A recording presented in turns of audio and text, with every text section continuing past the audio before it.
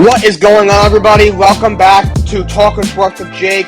We got a lot to cover from NHL free agency to MLB All-Star weekend, or MLB All-Star week, I should say, approaching us. So let's jump right in. Let's start with NHL free agency. I am going to just do a rundown of team by team, what each team has done. And we'll start with the Anaheim Ducks. Ducks signed a couple of former New York Rangers. They signed Frank Petrano to a 3-year deal. And they also signed Ryan Strome to a 5-year deal. Strome got $25 million. It's $5 million per season. Petrano was a trade deadline acquisition. Got him from the Florida Panthers during the regular season, who ended up being a big pickup. He had like 8 or 9, maybe even had more than that goals. He had, I think, 8 or 9 goals with Florida in about half the season, and even less time with the Rangers. He scored like 9 or 10 more. He was a good pickup for the Rangers. And Ryan Strome, who had been with the Rangers for the last 2 years, career 21 goals last year. He also goes to the Anaheim Ducks. So the Ducks boost their scoring attack by picking up those 2 guys. Also re-signed Ryan Kessler for a year. But those were the 2 major signings. Signing Frank Petrano for 3 years and Ryan Strome to 5 years to $25 million. As for the Arizona Coyotes, nothing special. They're the Coyotes. Bit of a dumpster fire. It's where contracts go but die. They brought in Nick Bustad on a short-term deal. They signed John Gillies, who's like a deaf goaltender, for a year. So nothing lighting up the world there. Boston Bruins made a couple of moves, and they signed Daniel Terry for depth. They signed Keith Kincaid from our backup for the Devils and the Rangers, who's mainly in the minor league for the Rangers for the last 2 years. So as a guy who watched him play over the last 2 years, when he did play, I thought overall he wasn't a bad backup. He signs in Boston. They also re-signed Connor Carrick. So Boston, they're in a little bit of a transition a little bit. Of course, they made the coaching change. Surprisingly fired Bruce Cassidy at the 6th season and then brought in Blues assistant coach and former Dallas Stars head coach Jim Montgomery. Of course, they re-signed Patrice Bergeron that was a while ago. Brought him back for a year. He's still going. With the rumors, will they trade David Pastrnak for only another year off on his deal? Doesn't look like they're going to do that. So Boston hasn't done anything crazy either. They're kind of also in a transition. Buffalo Sabres, they've made a couple moves. They re-signed Victor Olofsson to a 2-year deal. Also signed Lebushkin, a 2-year deal from our defenseman Toronto Maple Leafs. He's a pretty good player.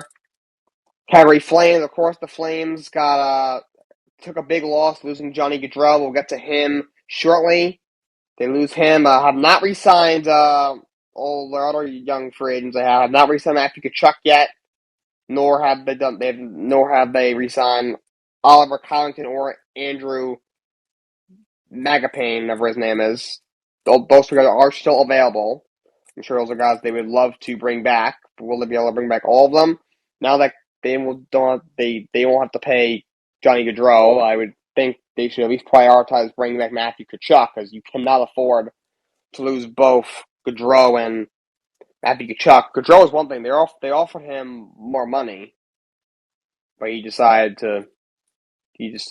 to leave.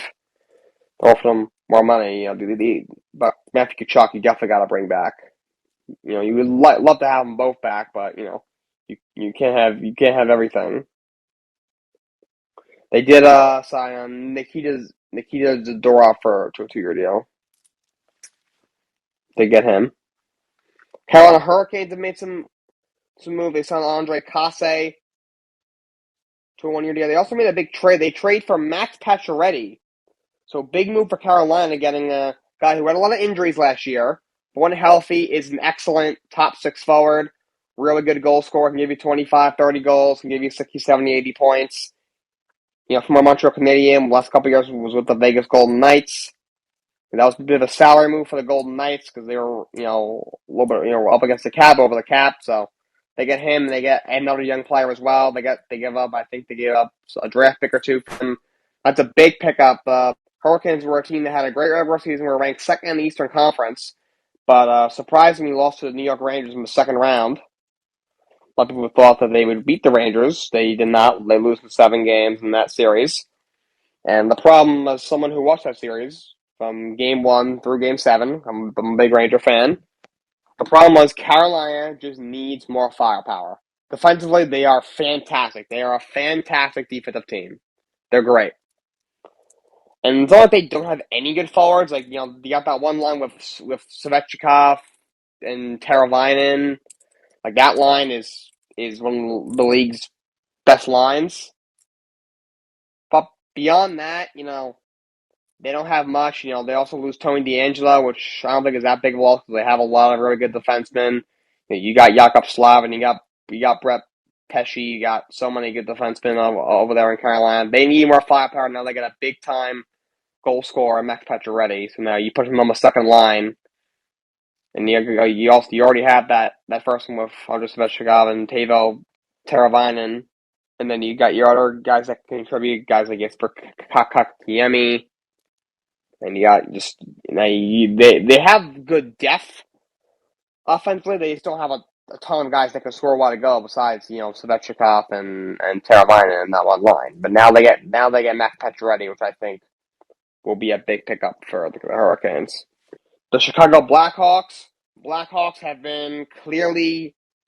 have chosen the direction. That direction is they are rebuilding. They did sign Max Domi, Andres Afanasio. They gave Max Domi and Andres Afanasio 1-year deals. Domi's a good young player.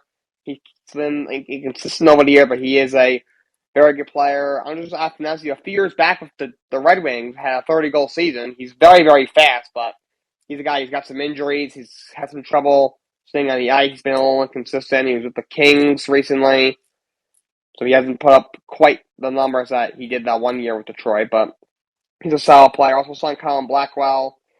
That being said, they also lost a couple key pieces. They traded Alex DeBrincat to the Ottawa Senators. Also traded a former top 5 pick, Kirby Dash, to the Montreal Canadiens. They didn't re-sign Eric Gustafson.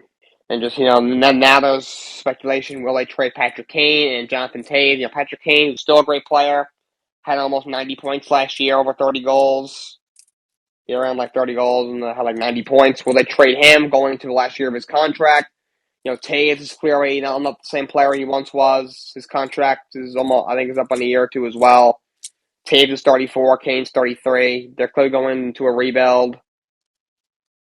They just brought in a new young head coach, so things are definitely changing in Chicago. But they trade away, 2 very prominent players, and Alex DeBrincat, who has back-to-back 40-goal seasons under his belt, and Kirby Dash, who's still very young and was the 3rd overall pick only a couple years ago. And they haven't re-signed any free agents, and they are clearly going into a rebuild. Colorado Avalanche, they've been very busy.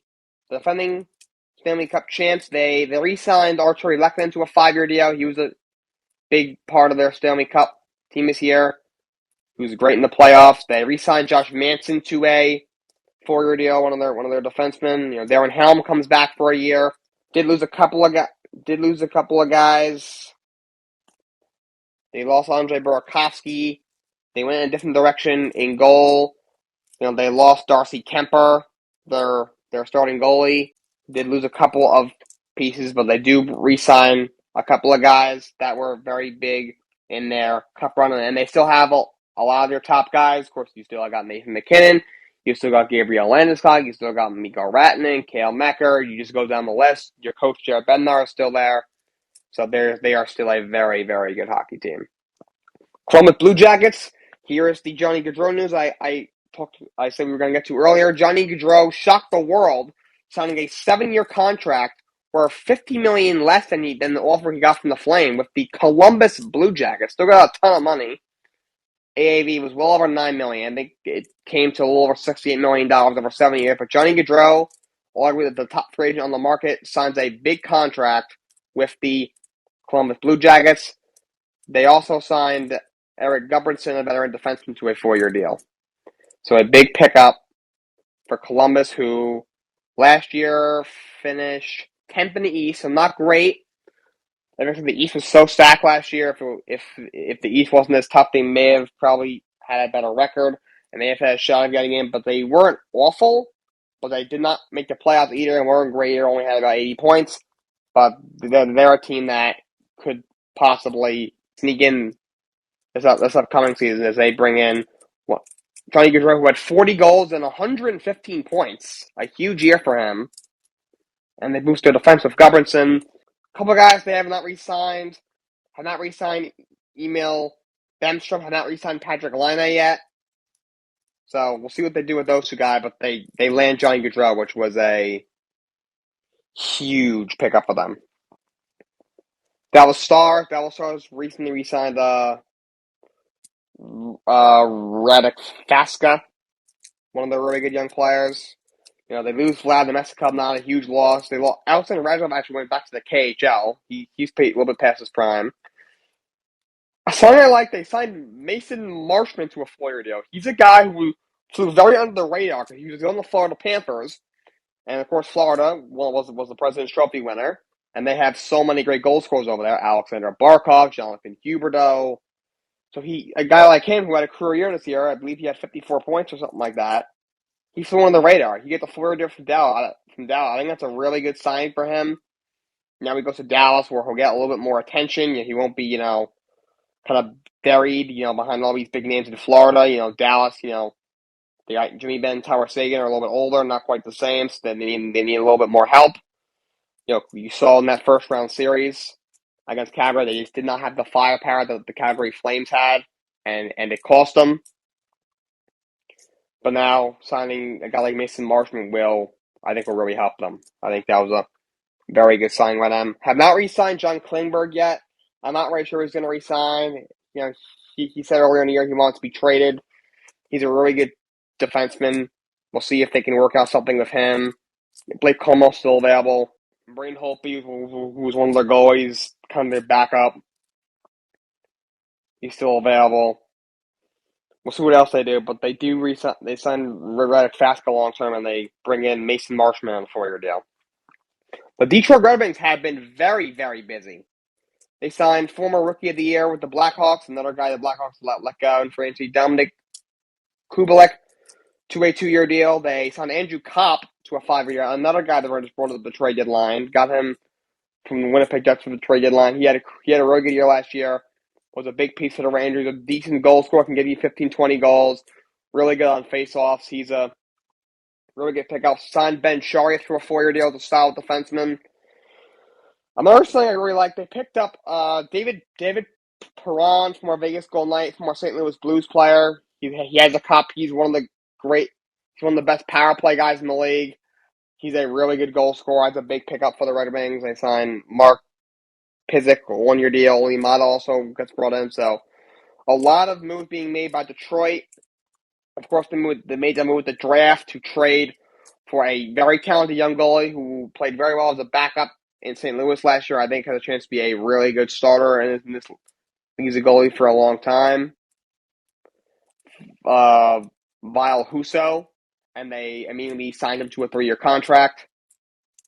So Detroit's made a lot of moves. They boost their goaltending, which was a huge problem. That guy they brought in, Nedgelik from Colin, was horrible. Their backup Thomas Greiss, who they let go, wasn't any better. Their defense was horrible last year. They have a lot of good young players. Guys like Lucas Raymond and Moritz Seider. Of course, you got Dylan Larkin. But now they make a bunch of moves, and they appear to be trending in the right direction. The team has been rebuilding for a very long time. Edmonton Oilers have been pretty busy as well. They re-signed Evander Kane to a 4-year deal. Guy, of course, had his issues in San Jose. Ended up getting released. Edmonton picked him up. Ended up being a big pickup. He had like 11 or 12 goals in their playoff run. They signed Jack Campbell, who had a very good year for the Maple Leafs as a starting goalie last year, to a 5-year deal. Definitely an upgrade over Mike Smith, who's like 41. And then they made some Marathon. They signed Brett Kulak, a veteran D-man, to a 4-year deal. Rick McKegg, who's a depth forward from a Ranger, comes on a 2-year deal. They signed Matthias Janmark to a 1-year deal for depth, so they've made a bunch of moves.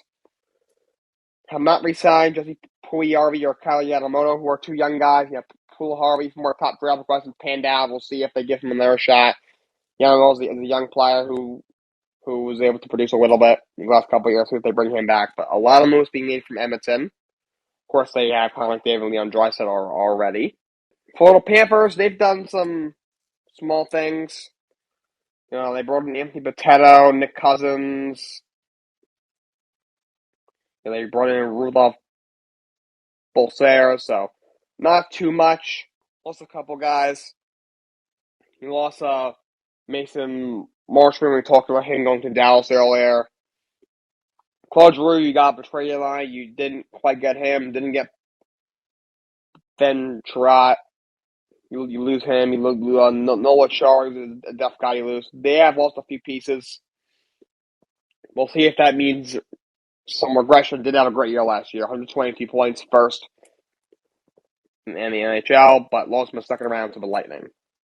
Multi-name Kings. Kings have been pretty disappointing. They're a team that I thought could make some moves. And, they made a bunch of moves last year in free agency. Outside of re-signing Brendan Lemieux, who's a fourth-line player to a 1-year deal, they haven't done anything. They lose Angels Afanasio. You lost Olimata. They have not really done anything at all. Minnesota Wild haven't done much either. They lost Nicholas Deslauriers, sent him to Philly. They haven't really done anything. Montreal Canadiens, of course, they made the trade to get a former third overall pick, Kirby Dach, from Chicago, who's a talented young player. So he still got to get him a contract, but I'm sure they will figure that out. Otherwise, they actually just traded Jeff Petrie, a veteran defenseman. They just traded him to the Penguins, I think. So they do not have him anymore. But they're clearly going into a rebuild, the Montreal Canadiens. Nashville Predators, they've done some small things. Zach Sanford came in on a 1-year deal. Not too much is going on in Nashville right now. New Jersey Devils, this is a team who made a big move. They signed Andre Palat to a 5-year deal worth $30 million. He's a very good player. He won 2 cups with the Lightning. Very good. Solid top 6 forward. They get him. They re-signed Ty Smith. They wanted Johnny Gaudreau, didn't quite get him. So then they got probably, I guess, what they thought was the next best thing. They signed Andre Palat to a 5-year deal. They also they traded away Pavel Zacha. That's one I missed. Boston Bruins got Pavel Zacha from the Bruins. Devils traded him away. Yeah, they did re-sign. I do believe they came to terms with Jesper Bratt. No, they have not come to terms with him yet. I'm sure they will. He's a really good young player. And they PK Subban's still out there. He's much older now, but he's still a solid defenseman. We'll see if the Devils decide to bring him back. And they trade for Vitek Vanecek, former Capitals goalie. He didn't have a great year last year, but wasn't good a couple years ago.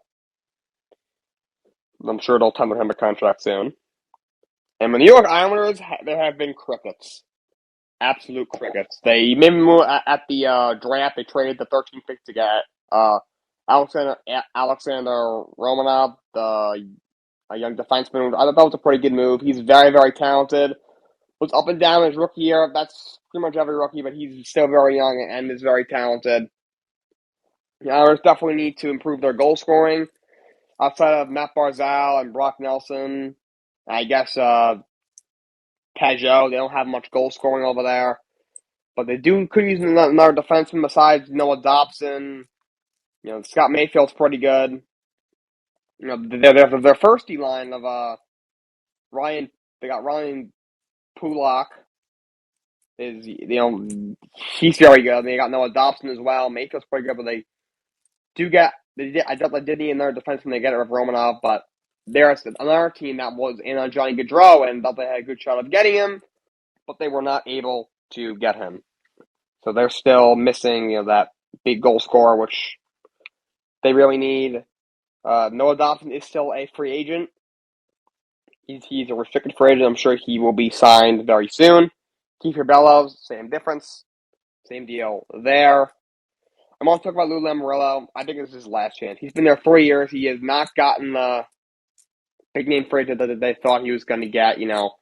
They were a finalist for Artemi Panarin a couple years ago, and he ended up going right down the road to the Rangers and has established himself as one of the league best players since then, and he's one of the stars of the league, and the Rangers were in these conference finals this past year. They thought they were going to get him and then also get Sergei Bobrovsky, which, until this year, Bobrovsky wasn't that good, and they had Ilya Sorokin anyway, so that wasn't that big of a loss not getting him, but then they had a chance to get Johnny Gaudreau, who had 40 goals and 115 points last year, and they don't get him. And now there's not a lot of top guys left. Like, even the Islanders, for a team like the Islanders, they need a stud goal scorer. Like, they have, Brock Nelson had 30 plus goals this year. Matt Barzal's a great player. He's one of the better young playmakers in hockey. He can give you 20 plus goals and 80 points. Gabriel Pajot can give you 20, 25 goals. But signing a guy like Nazem Kadri who can give you 20 goals, maybe 60 points, it helps. I don't see why it's a bad idea, but it still doesn't make you a cup contender, and this is a team out prior to this year was in the Eastern Conference Finals 2 years in a row. It appeared to be, maybe a piece or two away from being a cup contender, and just they weren't able to get that player, and now they make questionable decisions with the coaching change and continuing to neglect, the issue of getting some more goal scoring. And, right now, they're still stuck with, Brock Nelson, Matt Barzal, and Pajot are the only forces on offense. These guys are not bad players. Brock Nelson's a very good, solid player. He had 33 goals, I believe, this past year. Matt Barzal's an excellent playmaker, and Gabriel Pajot is a very good player. But, those guys are not. I got, Artemi Panarin is a guy who can give you 30 goals and 90 to 100 points. They're not Johnny Gaudreau, who just had 40 goals and 115 points. He's not going to do that again, but he can still give you 30 plus goals, he's 80 or 90 points. And Lou brings in all these old guys. Look at all these old washed up guys he's brought in the last few years. Leo Komarov, Zdeno Chara, Kyle Palmieri to an extent, Andy Green, Corey Schneider. Stop bringing these guys who are 35, 37, 40 years old. They're not giving, outside of Kyle Palmieri, they're not getting, giving them tons and tons of money. Palmieri was a guy who was, starting to decline, but still was a good player, and then they kind of, and I thought they overpaid him in the offseason. The other guys like Chara obviously didn't get a ton of money, but still. Spend this money, save it for a guy like Artemi Panarin or Johnny Gaudreau. Stop bringing in all these, washed up upper 30 and maybe even early 40-year-old guys who can't play anymore. Islanders have not signed anybody this offseason. As a Ranger fan, it makes me laugh. The Rangers actually made a very interesting move. They signed Vincent Trocheck to a 7-year deal. Now, I do think that he should have gotten 5 years instead of 7, so I think just because of his age, I think they gave him a little bit too many years. But he's a great player. I think he's a perfect fit for the Rangers. He's a really good, first or second line center, which they needed. They needed a solid second line center, especially after losing Ryan Strome in free agency. He's a decent goal scorer, can give you 15, 20 goals, can give you 60 points. He's an excellent defender, excellent defensive forward. He's very tough to play against. The Rangers love those, two-way players, those tough guys. Look at the guys that Chris Drury brought in last year. Although he ended up getting hurt, he got Simi Blais back for Pavel Buchnevich, a guy who can score a tiny bit, but is also really tough. Obviously, you last year brought in Ryan Reeves, who's, just there to be an enforcer. And, the guy that's brought in the trade deadline, Frank Petrano and Andrew Kopp, were real solid, two-way players. Rangers love those kind of guys. Also, Vincent Trocheck is a one of the best faceoffs guys in the league. Rangers have had a huge hole when it comes to winning faceoffs for quite a few years now, and now they get one of the league's best faceoffs guys who can score, plays both sides of the puck. It's tough to play against, which their president Chris Drury likes. You see some, like I said, some of the guys he's brought in. Ryan Reeves, Sammy Blais. To an extent, Andrew Copp and Frank Petrino at the trade deadline last year. So I think that's a really good move for them.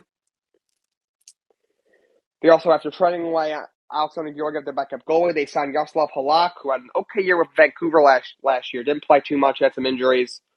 But the previous 2 years with the Bruins, as Tuukka Rask backup, played very well. Former Islander from New York. I thought it was an okay signing, 1 year deal. I think he'll be an okay backup. Igor Shesterkin is arguably the best goalie in the NHL, so he's not going to probably play more than 20 or 25 games anyway. Once the last month of the season comes, he won't see the ice unless something happens to Shesterkin. He's just an insurance policy. Also, a funny thing is, I know this is pretty funny. They actually signed Louis Domingue to a 2-year deal. He's the goalie who had to step in for the Penguins because of all their injuries. Jarry didn't come back till Game 7, and then Casey Smith, their top backup, got hurt in Game 1 and missed the rest of the series. And considering he was a third-string goalie who had never played in the playoffs before, I thought played pretty well.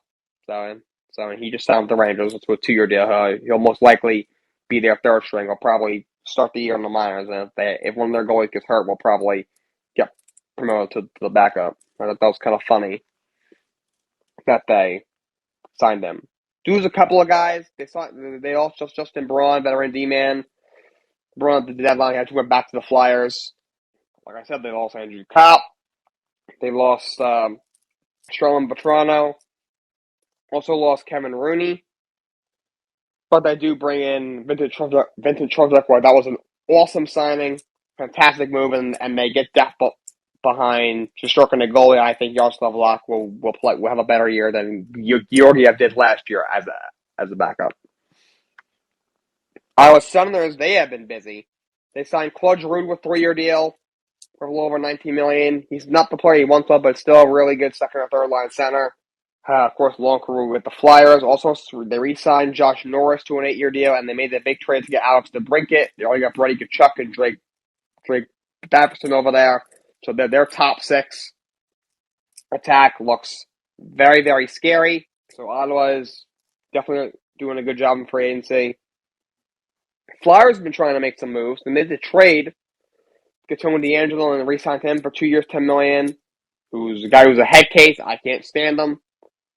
Not I'm a Ranger fan, so you understand my vendetta there. But he did have a very good year last year. He is a very good offensive defenseman who they bring in, and they bring back Justin Braun, who they had for a while, and they traded him to the Rangers of a trade deadline. They bring him back. They also signed Nicholas Tesloris to a 4-year deal, who was a pretty good player. Flyers had a long year last year. One of the worst teams in the league, but they're trying to see if they can creep back to relevance. And Neil, my guy Neil, wants to come on as the mic, so we're gonna put him on. I actually put him on as a speaker instead of the hot seat. Hey Neil, What's the word, Jake? 3152. not much. I'm just going over NHL free agency. We can kind of talk about anything that you want to. Right, I heard you actually talking about the NHL free agency, which is great. I was actually just waiting for the Blue Jays game to finish so I could tune in because they just wrapped up now. They won 4-2, so I Okay. just wanted to. Yeah, I was listening to you, so yeah, I was actually quite interested in some of the things you were saying. So basically, I mean, when it comes to hockey, I think you probably have a lot of insight on this. With the NHL free agency, it's always a big thing over here. I think this week, well, in Canada, it's always a big deal, and I know that it is in the U.S. as well. But Mm-hmm. we had the Blue Jays replace their manager this week, so that kind of overshadowed stuff. So Yeah. it's nice to hear you come out and give some of the information that I probably missed. I heard that you were saying that Chicago looks like they're rebuilding, that perhaps Mm-hmm. Kane, they don't know what the status of Kane is. What do you think the thoughts are there? Are they going to keep him or move him? What's the possibility of his future? I mean, they haven't. I haven't heard that there's hasn't been a ton of like actual trade talks. So over the last couple of years, there's been more. I guess I would call it speculation, kind of Right. like all smoke with no fire. Because like he's getting older. Blackhawks aren't very good. Right. Would they trade him because they can get a lot back for him? And I just think now he's in the last year of his contract. He's still a great player. At 33, he had like almost 90 points last year. Right, I heard you saying that. Yeah, 30 goals and what 60 something assists or something like that. So something along those lines. Right. That's So great. I mean, like, if they're rebuilding, then is there really any sense in keeping him? Like, is he a part of their future? Is he still young enough to be part of their next wave? Probably not. So I can see where you're going with that. I mean, if he doesn't get moved in the offseason, maybe it's by the deadline for sure if they're not mhm. competing. So, I mean, I would like the Leafs to maybe look at somebody like that. But I think our offense is stacked. I'm only concerned about, I kind of wanted to get your thoughts on this because I'm not feeling great about it. But the trade that Toronto made with Ottawa to get Matt Murray, a third rounder and a sixth rounder, and I guess what Ottawa gets future considerations or something along those lines. And I'm not really sure if that's a deal that I'm happy with. I'm not sure because I was hearing they were going to go after Marc-Andre Fleury, so I'm hoping that Matt Murray's just a backup because in my fantasy league last year he was waiver wire. So I don't think that he's the guy that's going to lead them to the cup. And this is the frustrating thing about being a Leafs fan is that they're always so close. They're like the I Yankees know. of hockey. They're like the Yankees of hockey. They can do whatever they want to do, but they for some reason always kind of scale back when they're like a move or two away. They tend to want to go with like a guy like Jack Campbell, who he played great, but they're not going to pay him $5 million a year. So I would like to see them get like Marc Andre Fleury or Darcy Kuemper. That's two of the names that I thought that they were going after. Well, those two And guys are off the board now. yeah, right. So I mean, update me on that as well because I'm a little bit behind. But so, what's your thoughts on the Murray trade for the Leafs? Are they that's your starter? And of course, so now you can update me as well with Marc Andre Fleury and Kuemper, So Flurry, he went back to Minnesota. He went back for 2 years in Minnesota. right? Kemper actually went to Washington, Okay, and he's and going to Toronto. Washington. Wow. Yeah, and Washington. One of Washington's former goalies, Samsonov, signed in Toronto for a year. So Kuemper's leaving Colorado for real? Yeah, yeah. Colorado That's made a crazy. trade for Georgiev from the Rangers, and they signed him. I And they can't let Ken. They believe let that. Ken. Yeah, I was surprised too. I mean, he's a big part of their Cup team. It's a shocker. Yeah, they just won the cup, and like literally like just weeks ago, and he's already signed in another city. So I did not see. I thought they were actually going to retain him. I thought the only other team that was threatened again were the Leafs. I'm surprised Marc Andre Fleury's going back to Minnesota. I thought he would have wanted to go to a team where they're just kind of a piece away, like an Edmonton or a Toronto, where they have a shot at the cup. Because I don't know if Minnesota is really there right now, but I guess he might just be okay with it, just longevity for his career. But I mean, like, I just don't Hmm. know about this Matt Murray move for the Leafs. It's mediocre. It's not, you know what I mean? It's not the move that Yeah. they needed. And I guess they don't have much of a choice now. When did those moves happen? Did that just happen yesterday, Marc Andre Fleury and Kuemper, or when did those No, moves take Flurry place? happens like right, probably like 4 days ago. Okay, I The missed that. the Yeah. day probably on the 13th when free Okay. agency opened was when I believe is when Darcy Kemper signed. Okay. Yeah, I'm very surprised about Darcy Kuemper. That's really good for Washington. Yeah. Fleury's a great goalie. I took him first for my first goalie pick in my fantasy this year. So I really thought after winning the cup that he would stay there. It's kind of a Kawhi type move where you don't see players leave a Yeah. team. Then when they win a championship, like you don't ever see that. It's rare that a team loses a key player off a championship, especially weeks after. Same situation as Kawhi. Like the Raptors had won the title, and literally like 2.5 weeks later, Kawhi was signing with the Clippers. So it was like a 2.5 week honeymoon Yeah. period, and then all of a sudden it just kind of not a bad mark because the Raptors were still competitive that year, but I mean just kind of similar to that. I'm just very surprised because Colorado. I mean, I would have tried to keep him because I think that they could have had a chance. So what is they who they have now net? Who did they get? Did they get a replacement? You mentioned it. Maybe I missed it. Toronto, they signed Samsonov for a year, and as you said, they made the very Oh, weird trade to get Matt Murray. okay, so Sam. Okay, so what do you see for the Leafs next season in terms of a starting lineup right now? Um, I mean, or just like in terms of who they're looking at in the pipes and what they got coming. Samsonov will probably start. He's all right. He's not great. A Right, couple years ago, he came up from the minors. He looked like he could be really good, but these last 2 years, he's just gotten worse and worse. right. And he's very mediocre. And not that Tailing off. Matt Murray's awful, but I Samsonov know. is better. He'll I start, know. but it's a downgrade from Jack Campbell, and it sounds like some of you Leafs fans, maybe not you, Neil. I'm not sure your thoughts on him, but a lot of you Leafs fans didn't seem to be a huge fans of Campbell, and they went down from that. They did. I mean, I know he's not really worth the $5 million that he's seeking, but it's a worse Which he got, situation. Yeah, which he got from the Oilers.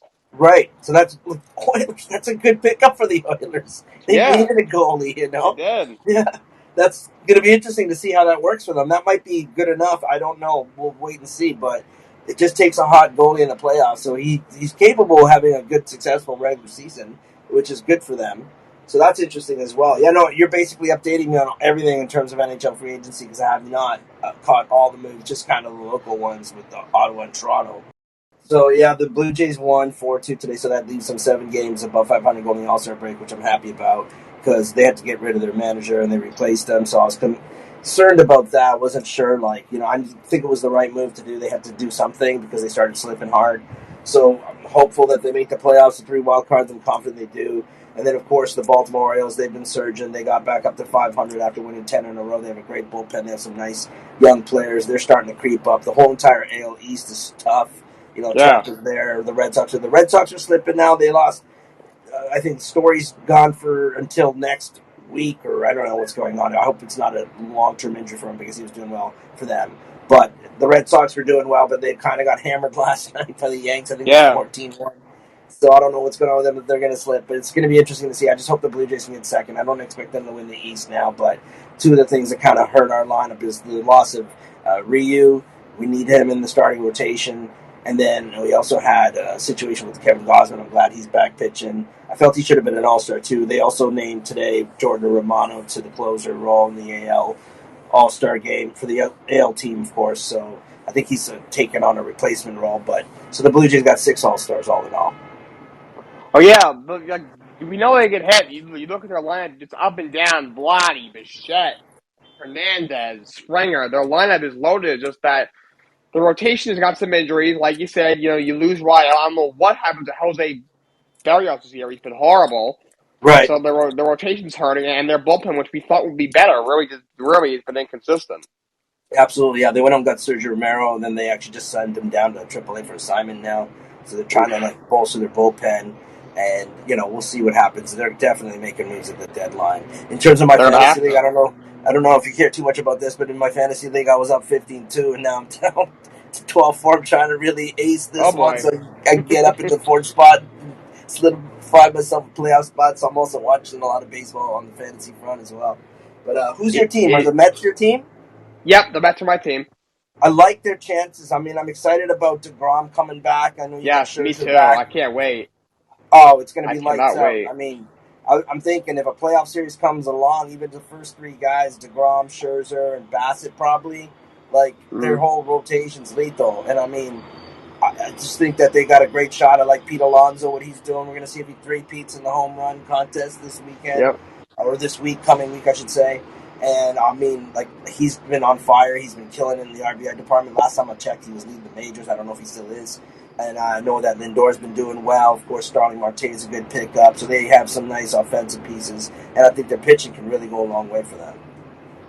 Yeah, they're gonna need to bring in some help with the bullpen. That's their one weakness, but Right. they score runs every night. Their starting rotation is especially especially when healthy is dominant, like you said, and Yeah. their bullpen isn't bad. They've actually had some young guys step up, but and Edwin Diaz right now looks unhittable. But he's for us Mets fans, we're still a little worried for him in the Right. postseason because of how bad he was when he first came here. And Right. you look at some of our other guys, and the other guys behind him. Like True Smith's been good, but Seth Lugo hasn't been great, and just I don't know if Young's been pretty good, but outside of behind Diaz, I still have questions about personally, as do a lot of Mets fans. Drew Smith and I know that's really about it because Seth Lugo hasn't been that good, and no one else is really anything special. Well, I know that. So they had a nice lead on Atlanta there at the beginning of the year, and then now Atlanta's kind of surged, and they've kind of Mm-hmm. crept up. I think it was a 2-game lead on Atlanta the last time I checked. And so, Yeah. I mean, I still feel pretty confident with the Mets, just in terms of like when you get in a playoff, with that kind of a rotation, it's pretty lethal. I feel that they are one of the top rotations. I feel Cleveland has a nice rotation as well. And I Hmm. just think that in terms of like if you go in a playoff series, I'd be happy with having DeGrom, Scherzer, and even Bassett as a third guy. So I like that. I like that for them. I think the pitching can carry them in the playoffs. I think there's a huge possibility of an all New York World Series again. I think we had that back in the early 2000s. So I'm 2000. Yep. watching for that. Yeah. How are you feeling about that? You think there's a good chance of an all New York World Series, Subway Series, World Series? I think it's possible. It's just that both teams, I think, shouldn't have a problem getting to the National League Championship Series. Right. The will probably play like the Braves now, and I don't. I'm not that scared of the Braves. They're a very, very good baseball team. Excuse me, Yes. and you never know the trade deadline. We saw the deadline last year. If it wasn't for those moves, they probably wouldn't have even made the playoffs, and they ended up winning the World Series because of that. Not taking Right. anything away from them. They played great down the stretch, but those moves were a Absolutely. big part of it, and they'll easily be the first wild card, I think, and they're a very good baseball team. You could even argue a top five team in baseball. They're on fire. They don't lose, but I just after watching them take 2 out of 3 from the Braves last Right. week. This team Right. doesn't scare me in the postseason. They're too much of a hit or miss at the plate, Yeah. and their rotation behind Max Free, I think, is a little bit shaky this year. I agree. Yeah, Morton's I not the agree. same, but Yeah. then the Mets will probably get to the pennant, but then they gotta play the Dodgers, and the Yankees have had trouble beating the Astros. So I Yeah, think I both like their teams could. chances of an Yeah, NLCS. I agree with you fully on all of that, and I think that I would take if you ask me who I'm taking between Atlanta and the Mets, I would say the Mets. I feel they have a bit of an edge. Part of the fact that there's sirens over here, I'm right in downtown Toronto. But basically, mm, like I'm excited to see if that's the case. I like the Mets myself. I like their chances. I really like the rotation. I was really hoping the Blue Jays would get a guy like a Max Scherzer last year. I just felt they don't have someone like a power pitcher like that. They have a nice rotation, which has done okay in the past week, but as you were saying earlier, they did kind of like start to kind of falter a bit. But they got one in Alec Manoah as an All Star. I felt he's Kevin very good. McGowan could have been there. But and when you get in a playoff series, your main primary thing for me at least is like the rotation that you're putting up. And I think that when you get to the playoffs, I think the Mets probably offer the best rotation in the playoffs. Yeah, I mean, you'll have DeGrom, you'll have Scherzer, you'll have Chris Bassett. And don't sleep on Taiwan Walker, who's had a phenomenal season. Exactly. That's the other guy I did not Probably mention. been Right. he was probably our best starter while Scherzer and DeGrom were out. Honestly, So Bassett's been a little bit up and down, as has Carrasco. right. So their rotation is pretty scary, and obviously they can score runs. I don't even know how the Blues let that guy go. He came over here. We traded for him from I think Seattle. He killed it, and then you guys grabbed him in free agency. I think he was an All Star last year, if I'm correct about that.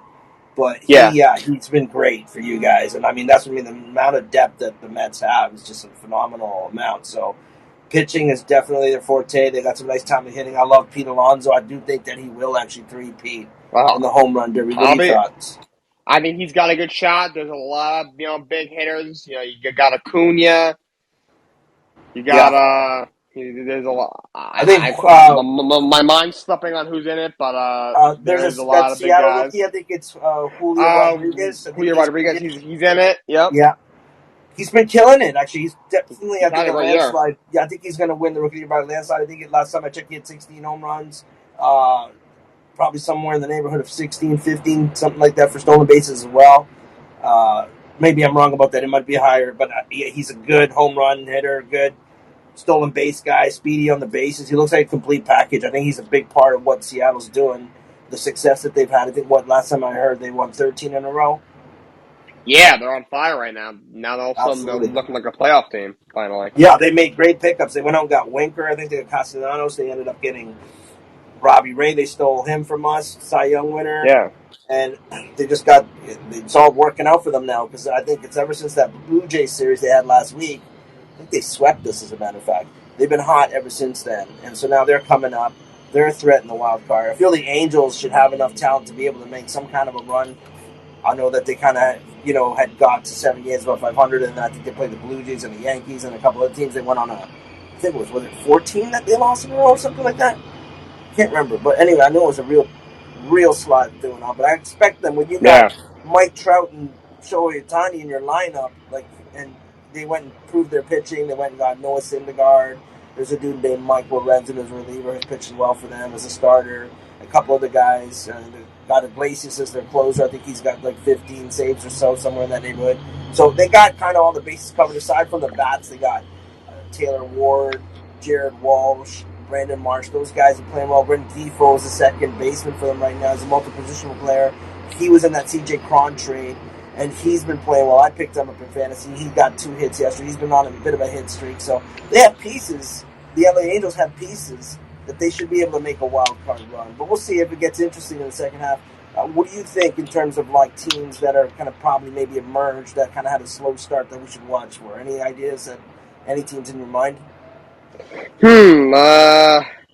I mean, I think I look at the Boston Red Sox. They're a team that got off to a really, really slow start and was looking like they were going to be a bit of a mess. And late this last Right. 4 or 5 6 weeks, they played very well. And they're a game behind Toronto, I believe, for that last spot because the Mariners have jumped them. And then Tampa's is ahead of them, and Toronto's still there. But they're a team that's got some really good hitting. They were up. Trevor Story was the guy who got to a slow start, but he kind of got it together. I know he's hurt, but hopefully he's back soon for the Red Sox sake. But Yeah. Chris Sale actually came out of the game. He took a comebacker Right. in his first start back. But if that's just an unlucky thing and he's able to come back quickly from that, if he comes Yeah. back and he's Sale, that's a big boost for the rotation Sure that is. needs to get innings out of the rotation because their bullpen is terrible. That's If they can absolutely. go, if Sale can get healthy and they can improve their bullpen and the trade line, they could be a team that could be a tough out in the playoffs. Yeah, good point on Chris Sale. Actually, I heard that about an hour ago. Poor guy Yeah, just came back from I all know. that time, right? Can't catch a break. And I think it sounds like it's a 6 week thing because he broke his pinky. They were saying on the Jays Oh cast. At least no. I don't know if that's confirmed. It was at least what the Jays, announcers were talking about. So I heard that just through them. I didn't see nothing in terms of the replay or anything like that. But yeah, that's crazy because I thought that was going to boost Boston as well. Obviously, Chris Sale's a great starter, and he's been battling injury for like the last 2 seasons. It Yes, he seems, has. Oh my you know. goodness. So he just had this bad luck, unfortunately. That's not, cool for him. But hopefully, I mean, if Red Sox can stay within it and get a wild card spot, maybe he's back in time for a playoff. I mean, I think that's about a 6 week injury, so that takes you into September at least. Hmm. I would say that, yeah, that's definitely a good point about Sale. I just can't believe that happened to him. But yeah, I Yeah, mean, that's basically I'm just kind of keeping my eyes on baseball a lot and then NBA free agency. So I appreciate you updating me on the NHL as well. of course. Any other significant moves in the NHL that are things to watch for coming into the season? Oh well, there is still a few guys out there. There's even Cadres out there. John Klingberg's still out there. There is Right, still a few guys that are out there. It's been pretty crazy. There's been a lot of teams that have been agreeing to contract with a lot of guys. right. Um, Nazem Kadri's after $9 million a year. You think he'll get that somewhere? I don't know about 9, but I think he can get 5 to 6. Yeah, I mean that's kind of why if he doesn't come back to Colorado, it's because they want to probably sign him for that neighborhood, about 5 or 6, right? But doesn't sound like he's coming back there. What's the latest on that? Any word on that or anything moving on that front? It's been pretty quiet with him. I've been a little surprised how quiet his market has been, considering he Right, had a really good year. He was great in the playoffs. Everything he went through. If he had the he had the some people thought was a dirty hit, and then they got retaliation and the comments he got and the support the fan base gave him, and then him coming back from the injury in the Cup final to score 4 goals in that series. yeah, And his powerful speech right after they won the cup, to his doubters. So I've been a little surprised by how quiet it's been, but I think he'll get 5 to 6 million. I'm not sure if he can go back there. Colorado, they re-signed a couple guys, but they lost a few guys just because they're up against the cap. They lost Kemper, they lost Andre Burakovsky, they lost some yeah, other guys. So I'm not sure if they can afford to pay him. And he did say, like he said, he would love to re-sign them, but he said, his words were, "But I've something like I've shown my worth." Basically saying, "I want to stay here, but if they ain't gonna pay me, I would look elsewhere." So I just don't think Carl can give him what he wants, unfortunately. that's what I was thinking. He's a great player. I was always a fan of his ever since he was with the Leafs and then into the time Mm-hmm. he's got in Colorado. I'm glad he got a cup.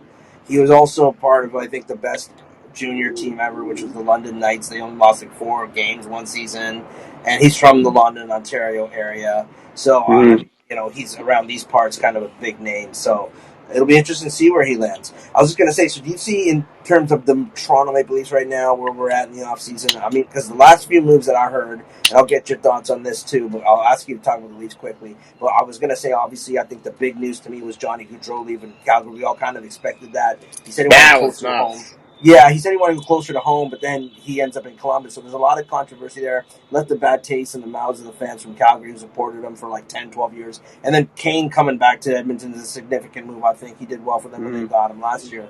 But just firstly, what do you think about the Leafs? Are there any more moves that they might make after now they've kind of got two goalies? Any defensemen in their future, or what are they looking at? Well, they're going to have to make moves if they want to discover that there actually is a second round of the playoffs. There's Right. also a third round and the fourth round. I'm not sure if the Leafs are aware of that, but that does exist. Just so you guys know, and Yeah. they do need to make some more moves. They pay all these guys, Matthews and Marner and Tavares and Nylander, to finish top 4 in the East and lose in the first round every year. Yeah. So they're gonna need to make some moves. The problem is defensive goaltending, and they lost that guy. What's his name? Lebshushkin or something. They didn't Right. bring Yeah, him I heard you back. mentioning that in the top of your show. Yeah, I heard you Yeah, mention that. he Yeah. didn't come back. They downgraded the net, which some people thought was one of their problems. I thought Campbell was very good last year, Yeah. but Yeah. they downgraded. So I don't think they've done a good job. I would say they're one of the losers of free agency, honestly, and I would probably look to improve their defense.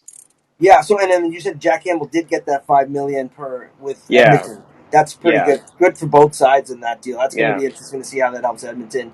I feel Edmonton's always been lacking a for goalie as well. sure. So, and how do you feel about Evander Kane going back there? What do you think with Edmonton going back next year? Do you think that they're strong enough still to get to at least the third round or maybe the cup this time with that addition with Campbell? I think Edmonton's in a really good spot. Like you said, they re-signed Vander Kane. They brought in Brett Kulak. Of course, they Right. got McDavid and Draisaitl, and they have a couple of good defensemen that I like over there, and now they got a really good goalie in Jack Campbell. A full year of Vander Kane, a team that proved that they can finally win the playoffs last year. I think they're in a good spot. Yeah, for sure. And then obviously, so how do you feel with the Joe move for Columbus? How much does that help them? That definitely helps him a lot. Very, very shocking, obviously. We thought he'd go to, maybe a team like, the Islanders were talking about getting him, but Devils were involved. Also we knew the Flames would make an offer to him. We thought he would probably either go back or maybe go to a more bigger market. But he Right. goes to the Columbus Blue Jackets. He said he thought of that as a spot for a long time. I don't know what he saw there. Not that they're bad. They're just, they don't jump off the page or anything. you know, Yeah, but exactly. but they do have a lot of good young players. I will give them that. They have some good young players. I like Brad Larson, the young coach, will be in second year next year. That's a big pickup for them. They picked up a defenseman, Gudbranson, who I thought they overpaid a tiny bit, but he is still a good pickup. Right. And that's a team that could possibly sneak in maybe as a wild card in the East next year. So I think it definitely makes them a lot better. Yeah. So yeah, when you mentioned all that about the Leafs, I am concerned now about their goaltending and defense. It's going to take a bit of a miracle there to be better than what they were there last year. So yeah, it's concerning me that that's a downgrade. And then I believe that there's probably like in terms of just Canadian teams. I mean, they're probably one of the strongest still. Edmonton, Calgary, still any other teams that might. I mean, like does Vancouver break through the surface? Or does Mm-hmm. obviously Montreal's a little ways away. I think Ottawa's in the Yeah. same boat. Winnipeg. Any thoughts on other Canadian teams that could do something this season to watch for? Okay, so I don't think they'll make the playoff, but the Ottawa Senators have made a lot of really good moves. Right, Their top six looks really, really scary right now. They right, already had Brady Kachuk, they already had Drake Rafferson, and now you add a 40-goal scorer in Alex DeBrincat. You add in Claude Giroux, still a solid player. You add not Kirby Dach went to Montreal. But you bring back Josh Norris as well, so they're a team that if they can get themselves a goalie right. somehow, some way, they're a team I at least can make a run in the playoff spot. Probably comes up short, but they're definitely trending in the right direction. That's good to hear. Yeah, because they've had some bad down years in the past recent Yeah, times, so it's good to hear that. In Vancouver at all, they have anything that could boost them at all going into the season? I mean, that's a team. If they had Bruce Booter from the very start, they would have probably been a 6 or 7 in the West. So Yeah, I so they're think, okay. yeah, they haven't. I'm gonna take a look and see exactly what they've done. They haven't. I don't think done anything to lit up the room. Right. Yeah, they haven't. They haven't. No, they did. They signed Nick Kayev for 4 years. Okay. That's pretty good. Other than that, it's been mostly like Kurt Lazar and some other minor signings. But they're a team that Nice. I think could be like a 7 or an 8 next year in the West. Okay, that's all right. Then at least they're a playoff team. We need more Canadian teams in there. I So, how about the Winnipeg Jets? Are they looking all right? mean, they're kind of meh. They had a bit of a tough year last year. Didn't make the playoffs. They lose their they had to make the coaching change. They haven't done anything that Yeah, impressed they've been me. slipping now. I would say in the last couple of years, it You seems know, like. their goalie Hellebuyck was a Vezina finalist a couple years ago. It's been slipping. David Yeah, Riddick's the only guy they really brought in who I even have heard of. yeah, that's too This bad because I thought they were trending in the right direction before a They couple of were, years ago. Yeah, yeah, they were. They had some nice playoff runs, and then I just think Palmieri stepping down. I think may have surprised them. They kind of yeah, really. that I was. think that hurt them a little bit. So Yeah, probably won't make the playoffs this year, unfortunately for them. yeah. Well, hopefully Vancouver can get in there.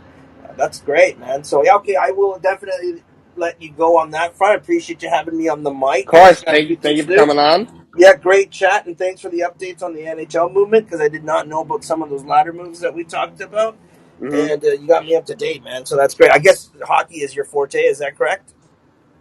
It's one of mine. I love baseball. Hockey's probably my Right. third favorite, but football. There's nothing going on, so I've been following hockey a lot along with baseball.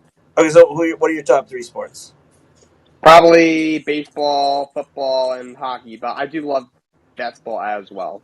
Oh, nice. Yeah, so that's into my mix too. So yeah, I got NBA, MLB, and then NHL. And if I would actually honestly say, I've been admitting that the NFL's probably bumped up to three, and NHL slipped down to four. The Leafs have a lot to do with that as well. So that's my interest.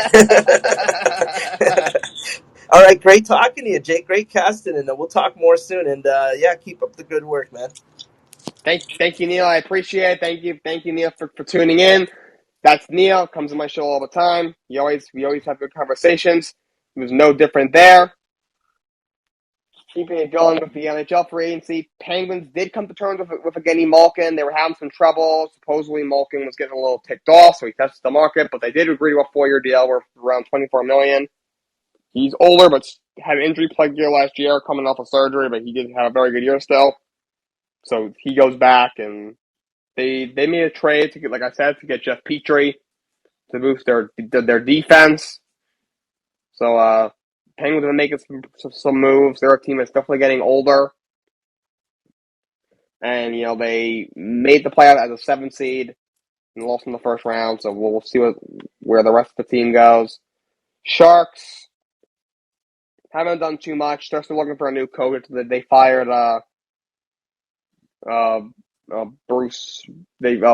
Bob Boner very late in the head coaching carousel. So they're still looking for a new coach and a new GM. So they're kind of in limbo right now. They've had a tough couple of years. Seattle Kraken have been busy. Of course, in their inaugural season did not go quite like the Vegas Golden Knights inaugural season. Of course, the Golden Knights in their inaugural season 5 years ago were in the Cup final. Seattle was a bottom three team in the West. They've made a lot of moves. They signed Andre Burakovsky, who had a really good year in Colorado last year, to a 5-year deal. Justin Schultz joins as a defenseman. They signed Martin Jones. Yeah, Martin Jones, I believe, goalie to back up Philip Grubauer. So they made a bunch of moves. The Seattle Kraken, who I do think will be better next year. St. Louis Blues have made a couple moves. They signed Nick Leg a 4-year deal. Also signed Nola Chara to boost their fourth line as well. And they signed Thomas Greiss, who didn't have a good year last year, but I think is a backup for their defense, backup to Jordan Bennington. I think they'll survive. They were going to be able to pay Val Husso. We just wasn't worth the money to back up Jordan Bennington and only play 25, 30 games a year. Hit by Lightning, they've signed a bunch of guys to extensions. They signed Miguel Servato to an 8-year extension. Eric Cernak, same thing. Same thing of Anthony Cirelli, but they did not re-sign Andre Palat, who I think was a pretty decent loss for them. So did they bring back Vlad Nemestikov, who had the best year of his career in Tampa a bunch of years back, the year that they ended up trading to the Rangers for Ryan McDonough. And I believe they traded him away. They signed Hayden Fleury as well. So they still got a great team. Until someone beats them, they're going to be the favorite in the East.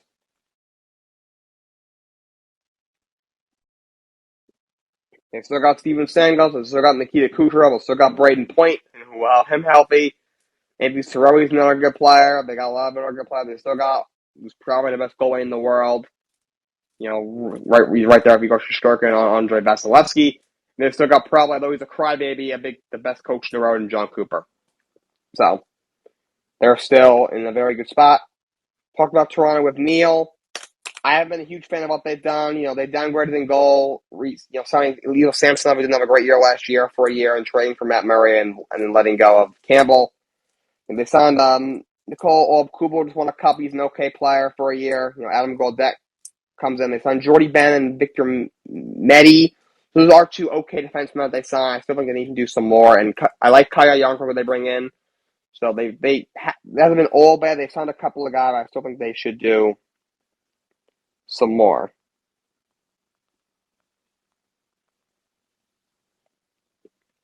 And then on to Vancouver. I just talked about them with Neil. They signed McKay to 4-year deal. He's a good young D-man that they brought in. They haven't done much. They haven't done too much else. By the way, Justin Sports Fan in the chat said, Rory choked. Yes, he did. Let's mention the British Open. Congratulations to Cameron Smith, 20 under par. He won the 2022 British Open, his first career major win. Congratulations to him and Rory at the very end kind of struggled, and guy who looked like he was going to win it early on in the round wasn't quite able to do so.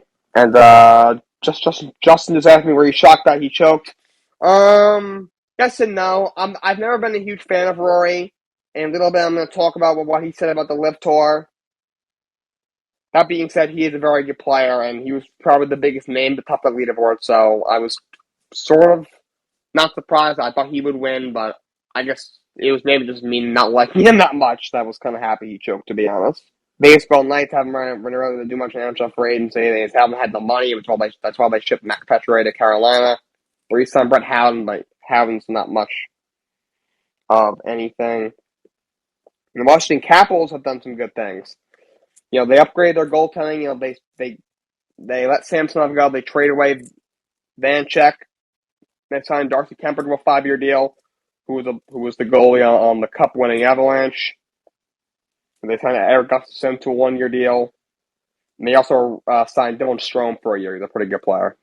Last but not least, Winnipeg Jets, like I mentioned earlier with Neil, haven't done much. All I've done is signed David Riddick to be kind of Hallie Bucks backup. We got two other comments here on Colorcast. We got Isaiah saying Avalanche can run it back. I mean, it's possible. They have lost some pieces. They do lose their goalie Kemper. They lose Burakovsky, but they still have a lot of good players. If they have the goaltending, I think they'll have a shot. Just a sports fan, Johnny Gaudreau to Columbus. Yeah, huge move. Apparently, he said that Columbus is a spot he's had his eye on for a long time. So maybe for a year or two, it's somewhere he wanted to play. I don't know if that's closer to where he's from. It's just something that he did want in free agency. I mean, he took $50 million less, so it was very surprised.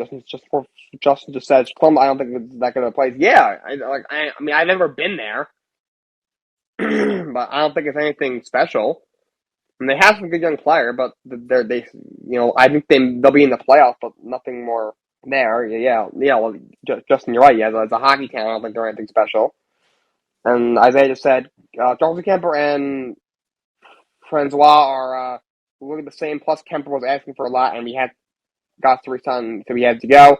Nishushki and Lekkonen also got resigned. Ooh, thank you, Isaiah. Valerie Nishushki's the guy I missed. I did go over Lekkonen resigned, but yeah, the resign Nishushkin. So, yeah, Pavel Francois, whatever his name is, pretty good backup. We'll see now if extended playing time what he does. But they still got a really good team. They got all the firepower in the world. If I think if their goaltending holds up, there's no reason they can't. I don't know a ton about this other guy. You never know. Maybe they'll do something else. Even the trade deadline or something. And Justin, you're asking, will the Flames have a good year without Johnny Gaudreau? They still have a lot of other free agents like Matthew Tkachuk and Andrew Magapane. So if they re-sign those guys, I think they'll still make the playoffs, but probably not as well, I guess. But I do think they'll still be in the playoffs, but they probably will rest a little bit. And then those are the Bruins coach. I think Jim Montgomery is a good coach. Good on him for getting himself cleaned up. It was drinking problem. He was an assistant for the Blues recently. Now he's back as a head coach. I would not have fired Bruce Cassidy, but I do think that is a good choice. And yes, Justin, Tampa is definitely a dynasty. They are still favorites in the East until someone beats them. I was very upset watching them beat my Rangers in this year. And the Penguins, yes, they used to be a dynasty. They're getting older, though. Did resign again Malkin, and they did trade for Jeff Petrie, so they're still hanging in there, but they're definitely getting older. Yeah, Crosby's getting older. He's, equals dynasty. Well, I was using it as a figure of speech. I'm not sure if you were using it as a figure of speech or actually saying dynasty. I mean, if they win next year, I think we can have a question. But they have been in 3 straight Cup finals. They won 2. They lost this one. They've won 2, and most of our teams in the last 20 years have 0. They're either a dynasty or maybe on the cusp of a dynasty at the very least. That's and you call LeBron each team's a dynasty. Exactly. If that's a dynasty, this should be a dynasty. I agree, Justin. Very, very, very, very solid point. All right. By the way, you can keep going with chat if you want, but I'm going to go over the MLB scores from yesterday. Twins over the White Sox 6-3. Cardinals over the Reds 11-3. Mets over the Cubs 2-1, and they took the second game of the doubleheader 4-3. Both went to extra innings. Blue Jays over the Royals 6-5. That was an extra inning game. Rockies over the Pirates 2-0. Mariners over the Rangers 3-2. Braves over the Nationals 6-3. Phillies over the Marlins 10-0. Astros over the Athletics 5-0. Orioles over the Rays 6-4. Orioles are game over 500. Who would have thought that? Guardians over the Tigers 10-0. Yankees over the Red Sox 14-1. Yikes. Giants over the Brewers 2-1. Padres over the Diamondbacks 4-3, and the Dodgers over the Angels 7-1. Go to MLB standings. This is what we got with one game before the All-Star break. Twins with the Guardians by 2.5 games in the Central. White Sox are 4 back. Yankees running away with the East. They have the best record in baseball. They're 13 games up on the Rays. Same difference with the Astros in the American League West. They're 10 games up on the Mariners, and the Mariners have a 13-game win streak. They're still 10 games out of their division. Shows how great of a team the Houston Astros are. In National League Central, Brewers lead the Cardinals by a game, so they're neck and neck. Mets lead the Braves by 2.5 games. And then in the National League West, Dodgers lead the Padres by 9.5 games, so they got control of that division. The wildcard in the American League, the first wildcard spot is Tampa, second spot is Seattle. Third spot right now is Toronto. Boston's a game back, and you got some other teams that are lurking. You got the Guardians are 2 back, 2.5 back. The Orioles are 2.5 back. Naturally, Braves have the first spot, Padres have the second spot, and then the Cardinals have the last spot. The Phillies are still a half game out. You got some other teams that are hanging around as well. So, second half of the season should be very, very interesting. Trade deadline is August 2nd, about 2.5 weeks. Next week's my weekly recap. I will do a bit of a trade deadline preview, but that is approaching. Now for the All-Star rosters, there's been some edits because some guys who got hurt, so they had to make some roster changes. Julio Altuve hurt his leg, so Andres Gimenez will now start at second base for the American League, and Santiago Espinal, infielder from the Blue Jays, is going to replace him. Some other replacements for the American League. Corey Seager replaces George Springer. That's another replacement. And JD Martinez replaces Jordan Alvarez. Those are the replacements for the American League. The other starters, American League, Alejandro Kirk at catcher, Vlad Guerrero Jr. at first. You also have Rafael Devers at third, Tim Anderson at short in the outfield, Aaron Judge, Mike Trout, and Giancarlo Stanton, and designated hitter Shohei Ohtani. And then in the National League, the starters are, you got Wilson Contreras at catcher, Paul Goldschmidt at first. Jazz Chisholm was supposed to start at second base, but now Jeff McNeil is going to start from the Mets, is going to start second base because Jazz Chisholm is hurt. Replacing Jazz Chisholm on the roster is Jake Cronenworth from the San Diego Padres. The rest of the starters are Manny Machado at third, Trey Turner at short in the outfield, Ronald Acuna Jr., Mookie Betts, and Jock Peterson. And DH will be William Contreras with Bryce Harper injured. As for the other replacements for the National League, with Nolan Arenado out, Austin Riley will replace him, and with Bryce Harper out, his replacement on the roster will be Garrett Cooper from the Marlins. Isaiah has a hot take in the chat. Him and Justin were talking about some dynasties and some other different sports. They're talking about soccer, which I'm not going to go too much into that. They said the Chiefs dynasty talk was premature, and they never will become a dynasty. With that, it depends what you said that they were saying, Isaiah. When the Chiefs went to back-to-back Super Bowls and won one, if you were already saying they were a dynasty, I think that was premature. Saying that they will be, I think that was fair at the time. But they have not really been able to follow it up. Last year wasn't, they could have been better, losing the AFC Championship. So we'll see what happens this year. But losing Tyreek Hill will, I think, hurt. So they're definitely not a dynasty yet. Isaiah, you said Mahomes is the reason why they're not a dynasty. Isaiah, if you could please clarify that comment, because that's a very, very bold. It's a very bold take. And by the way, when I call out your take being bold, I am not saying it is bad. A bold take is just something that is just not a lot of people realize. It doesn't mean it's wrong. Jose, if you want to put that in the chat or jump on the mic and let us know why you think Mahomes is the reason that they're not a dynasty. And by the way, I know you and Justin were saying Astros are not a dynasty. That's true. I wouldn't say yet.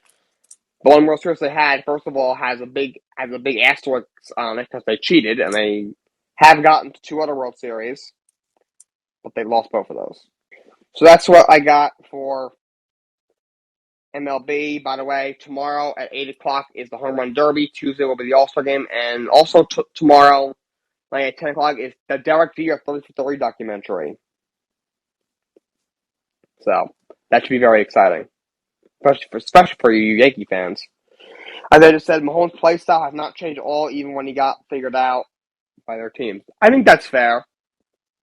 In the beginning, he was making these crazy plays. You see him making these crazy throws. He was basically, because he had Tyreek Hill and Travis Kelce, was just chucking the ball 70 yards down the field and hoping, Tyreek Hill or Travis Kelce would catch it, and that's exactly what happened. You realize, guys, when we blitz and play zone coverage, Mahomes is going to get it at, we're not going to be able to, Tyreek Hill's going to blow past us, and Mahomes is going to be able to get it out quick enough. It's going to be a touchdown every single time. And they're like, let's just rush 4 and play man-to-man.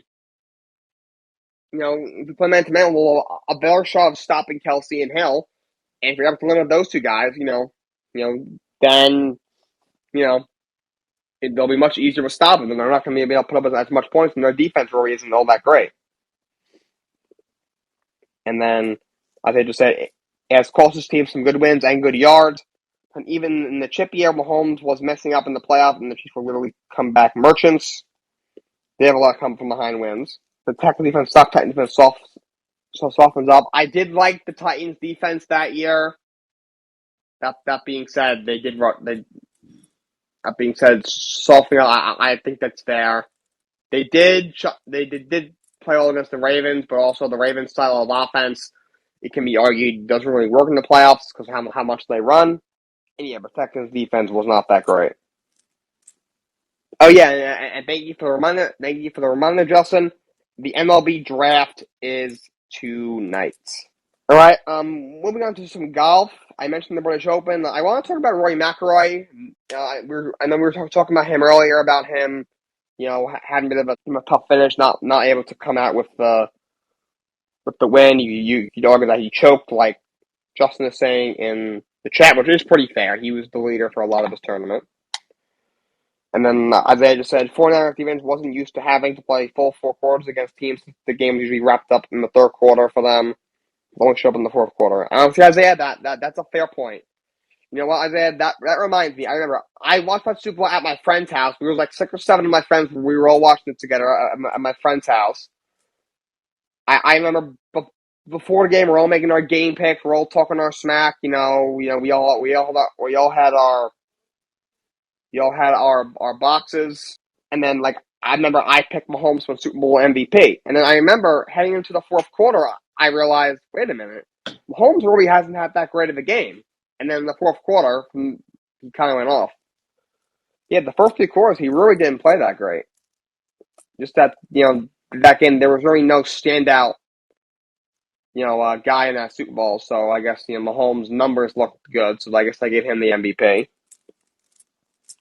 And Justin, you are absolutely correct. Jimmy G definitely choked that Super Bowl. The fourth quarter, he played terrible.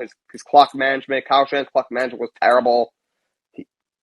Jimmy G made a lot of mistakes. He did not play well in that fourth quarter. Isaiah then said, and then Mahomes was messing up last season, obviously, and lucky Buffalo had an overrated inconsistent defense. Yeah, I mean, they had a great defense. I feel like when they play teams who don't have like great offenses, like the Patriots didn't even have like that great of an offense. Yeah, they played the Jets twice a year, the Dolphins twice a year. They were dominant, but when they play like these top offenses like the Chiefs, they had some troubles. So yeah, and Justin, don't talk to Zach Wilson's mom. As a Jets fan, Zach Wilson, he's a dog. You know what? Good on him. I am all for the Zach Wilson drama. As I said, since he had a better defense and they contained Hill and Mahomes, down to the second quarter. Yeah, in the second half, their offense fell apart. Hill didn't have his best game. Mahomes struggled in the second half. I think Mahomes is a great quarterback. I think the best quarterback in the world, but QB rating of 0 in the second half. Ouch. Justin, I'm not quite sure of the golf rating for the final. It was probably pretty high because the attendance at the actual event was, I think, a record. You're right, yeah, Mahomes did not adapt. Cincinnati made adjustments and the Chiefs didn't. That's why the Bengals were in the Super Bowl and the Chiefs weren't. Now on to Rory McIlroy's comments on this LIV Tour. He is clearly not a fan of it at all. He said that there was no room for the organization. He says that he commented about his stance on it. He says, I don't think it shifted me like his stance on it, because now other players kind of respond to him saying, look, man, I'm on the road all year. I never get to see my family. Now I can, it's less events and more money. I get more money, and now I can be with my family more. It's just a good deal for me. I have nothing against the PGA Tour. His response was, I don't think it shifted, meaning his stance in terms of the internal dialogue that we've had going on for a while. I'm not going to get into nitty-gritty details of what's going on behind the scenes. In my opinion, there's no room in the golf for LIV Golf. Let's put it that way. I don't agree with what LIV is doing. If LIV went away tomorrow, I'd be super happy. My stance, I have softened on that. By the way, Justin Campbell is not on the LIV Tour. He actually won the British Open today. And more Mahomes, Isaiah, I can see you're not a bad Patrick Mahomes fan. That even the Super Bowl versus the Bucs, Mahomes, he got over 10 yards down the field in line of sight, and he still chose to play Brett Favre ball. It wasn't working. I get he had pressure, but he's known for getting out of it and extending plays. He had the worst quarterback rating by looking quarterback in school history. Okay, well, he had no offensive line. They pressured him like 30 times. That was his O-line was horrible. He may have had a couple of plays where he went a little overboard, but his line was awful. He had like two or three starters out. They had they had a bunch of their backups starting. They had starters being moved positions. He was running. He scrambled for 400 yards just avoiding pressure. He was pressured like 30 times that game. That's like not normal. Yes, Justin Johnson does. He is married to Wayne Gretzky's daughter. Yeah, guy's got some life. One of the best golfers in the world. He's won a couple majors. Married to Wayne Gretzky's daughter. Damn, who's better than him? They also said it's one thing to have a bad line. I get that. However, it was bad to make the worst rating. And then he's talking about Rex Grossman. Also Isaiah, the chief receivers had a lot of drops in that. Remember that one play where he was falling down, he chucked it and still made a good throw. Tyreek Hill flat out dropped that ball. Kelsey and Tyreek Hill also had quite a few drops in that Super Bowl. So although I do think he and Mahomes even admitted there's a couple of times he had some clean pockets and had some guys open and he still kind of scrambled. I think he was just expecting the line to break down and he started scrambling and then he realized, oh crap, the line actually held up on it. And then he I think a few times he screwed up. But most of the time the line just couldn't hold up, or even when it could, and he made the throw. Sometimes the receiver they had some drops. And just my thing on Cam Smith, I'm very happy that he won. I've been a big fan of this for a while, and that brings me to my next point.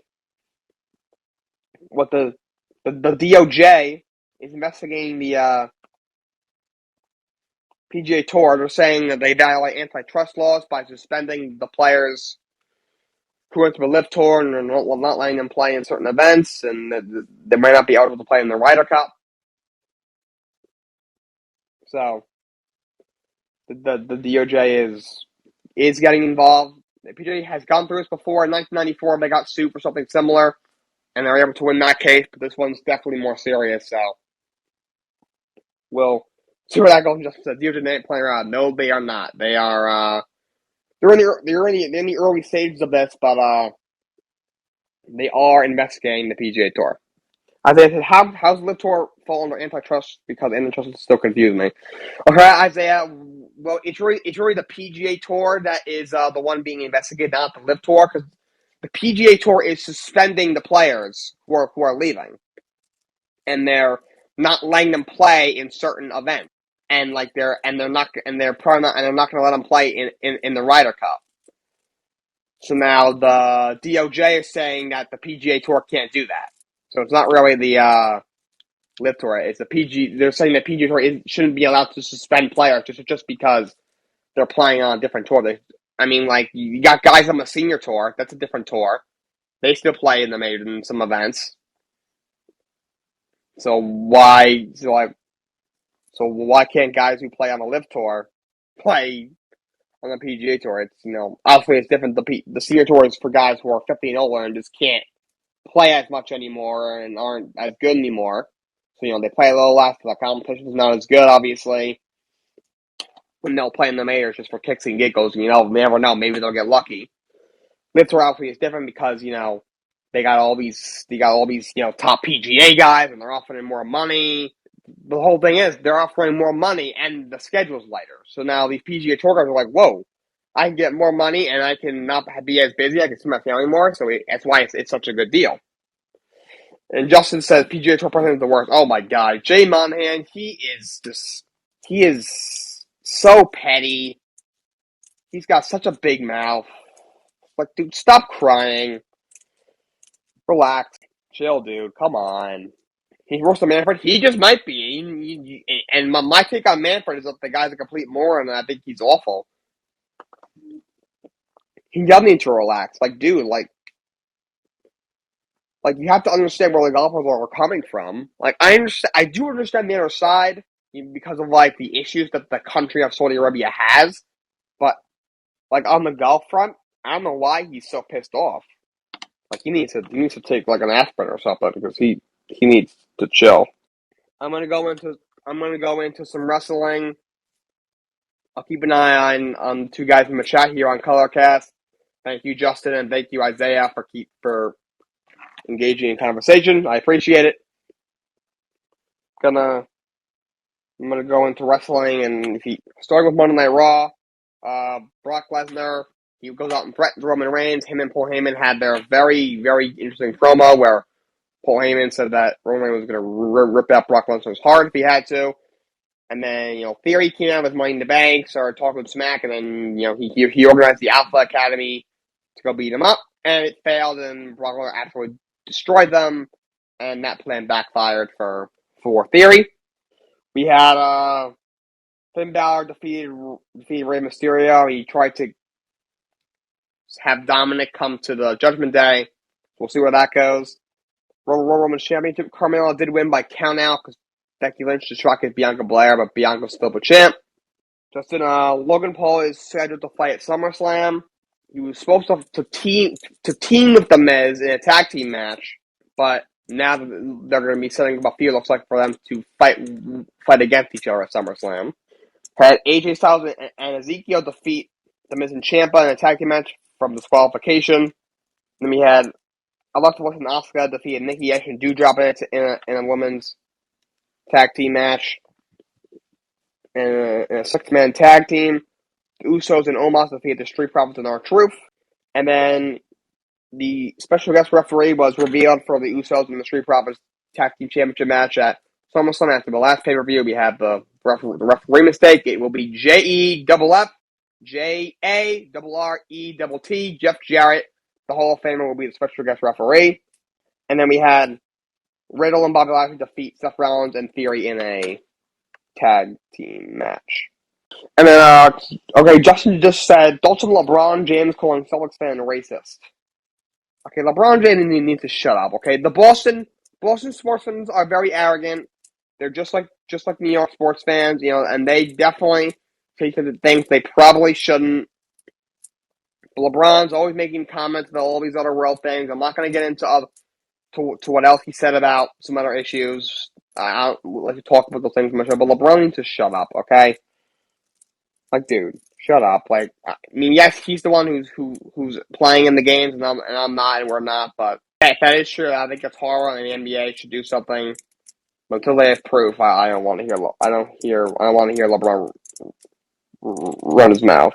I think I just said LeBron, despite how woke, actually, kind of right in this instance. Well, it depends on like if it's true, okay, maybe I'll give him a pass. If so, then the NBA should be a little stricter. Maybe tell the referees if you hear it, start booting out the fans. But like it depends because like is it actually racist? Are they using slurs? If so, then yes, that's horrible, and the fans should be kicked out of the arena and banned for life. But if it's just that they're just saying like you suck, and LeBron's being all woke, then no.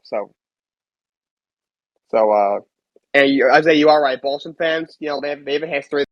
He might be right, he might be wrong. So I'm not going to go too much into that, but LeBron loves to run his mouth about some things that I wish he just wouldn't, and he should just stay out of it. As you can see, I lean much towards the shut up and dribble, which I know we're not in that era anymore, but I don't really care. I just don't approve of LeBron saying some of the things that he said in the past. That's why I'm not a fan of him at all. And Isaiah is right. You want to stop coming before he even has the facts. Like, yeah. Like, does he have... If LeBron would come out and say, I was playing in the game when I was on this team on this day, and then they said this to me, okay. But don't just come out and say, oh, yeah, they're racist. They'll say stuff. Like, what stuff? Like, dude, like, come on. Can you elaborate, please? Like, no one knows what you're talking about. No one believes you because of the stuff that comes out of your mouth. Every single time, it's just so ridiculous and just so clearly slanted just to feed his ginormous ego. Yeah. I think I said Makia Bryant's ring where she got shot and killed by the police for quotes for no reason, even though she was about to stab another girl. Yeah, that one. Like, I'm not gonna. After this, I'm gonna cut this conversation off. I don't like to talk about these things, but with that one, like she's about to stab someone else. So when the cop sees a weapon, someone about to be killed, they got to. Like, they're not gonna waste someone else's life for for someone who's at that point a killer. So I don't understand. I didn't understand that one with that. So all right, but I'm gonna stop the conversation there. I'm gonna move on to the WWE SmackDown recap. Of course, like I said, Jeff Jarrett is the referee for the match with the Usos and the Street Profits. Angelo Dawkins beat Jim Uso in a one-on-one match.